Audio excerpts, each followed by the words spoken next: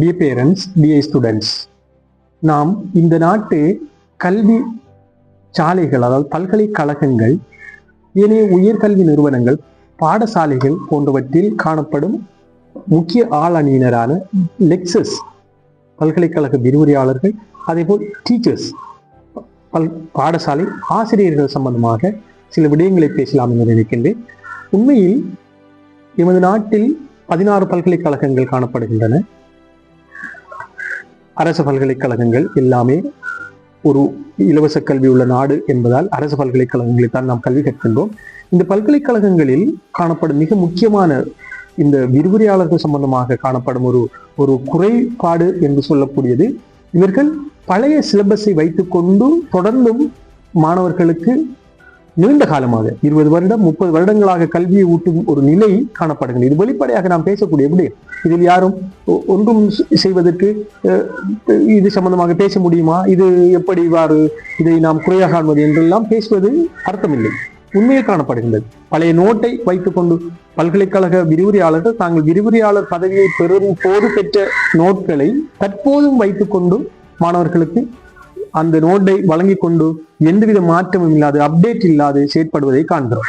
இவர்கள் அதிகமாக பல்கலைக்கழகத்தில் அந்த கல்வி திட்டங்களில் காணப்படும் மாற்றங்கள் அல்லது ரிஃபார்ம்ஸ் வரும்போது இவர்கள் விரும்புவதில்லை. ஏனென்றால் இவர்களின் பதவி அங்கே ஆட்டங்காணும். பழைய அதே சிலபஸை வைத்துக்கொண்டு தொடர்ந்தும் மாணவர்களுக்கு அதே வாழையடி வாழையாக பேங்கிங் சிஸ்டமாக நாம் அறிந்திருக்கின்றோம். பவுலோ ஃப்ரேயர் சொல்லும் அந்த பேங்கிங் சிஸ்டம், அதாவது ஒரு சேமிப்பு வங்கியிலே பணத்தை வைத்து அதை மீண்டும் மீண்டும் எடுத்து பயன்படுத்துவதை போல இந்த கல்வி நோட் இந்த சிஸ்டங்களை வைத்துக்கொண்டு அதே மாணவர்களுக்கு மீண்டும் மீண்டும் அதே நோட்டை வழங்கி கொண்டிருக்கும் பல்கலைக்கழக முறைமை காணப்படுகின்ற இந்த நாட்டில் அவர்கள் மாற்றங்களை விரும்புவதில்லை. அவர்கள் புதிய சிலபஸ் வருவதை விரும்புவதில்லை. சிலபஸில் ரிஃபார்ம்ஸ், சீர்திருத்தங்கள் வருவதை அவர்கள் விரும்புவதில்லை. இதே போல பாடசாலை ஆசிரியர்களும் காணப்படுவது மிகவும் கவலை அளிக்கின்றது.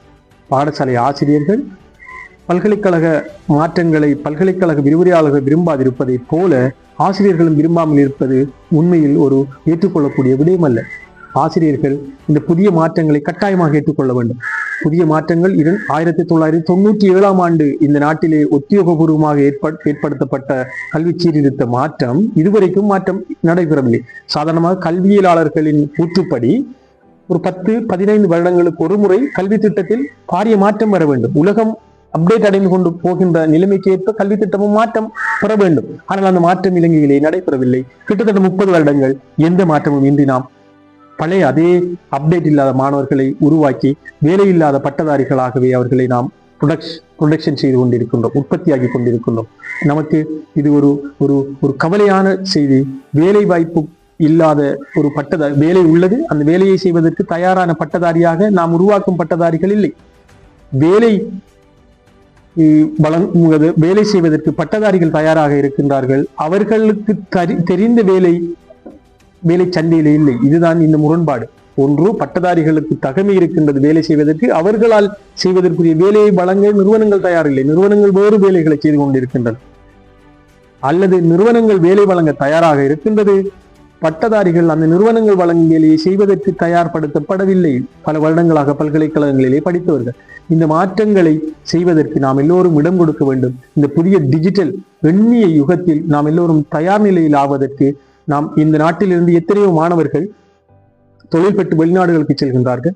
கிட்டத்தட்ட 6 லட்சம் மாணவர்கள் ஒவ்வொரு வருடமும் A-level எடுக்கின்றார்கள். அதாவது குறித்த பெற்றுக்குரிய மாணவர்கள் ஒரு 3.5 லட்சம், செகண்ட் சை தேர்ட் சைன் எல்லா மாணவர்களையும் சேர்த்தால் அந்த அளவுக்கு வரும். அந்த மாணவர்களில் கிட்டத்தட்ட 40,000 42,000 மாணவர்கள் தான் பல்கலைக்கழகம் நுழைகின்றார்கள்.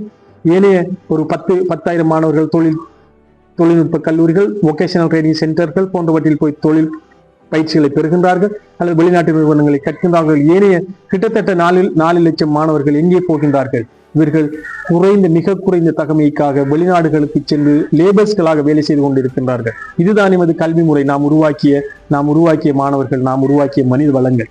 எனவே இவற்றை மாற்றுவதற்கு இந்த நாட்டிலே கல்வியில் மாற்றம், கல்வி திட்டத்திலே மாற்றங்கள் வருவதற்கு நாம் எல்லோரும் ஒத்துழைக்க வேண்டும். நாம் அதற்கு முரண்டு பிடிக்காமல் ஒத்துழைத்து இந்த முன்னேற்றம் வருவதற்கு நாம் எல்லோரும் பாடுபட்டு இந்த கல்வி திட்டம் மாறுவதற்கு உலகில் தரமான மனிதர்களை உருவாக்குவதற்கு நாம் எல்லோரும் உழைக்க வேண்டும் என்று கூறி இந்த காணொலியை கேட்டுக்கொண்டிருந்ததற்காக உங்களுக்கு நன்றி கூறி விடைபெறுகின்றேன். நன்றி.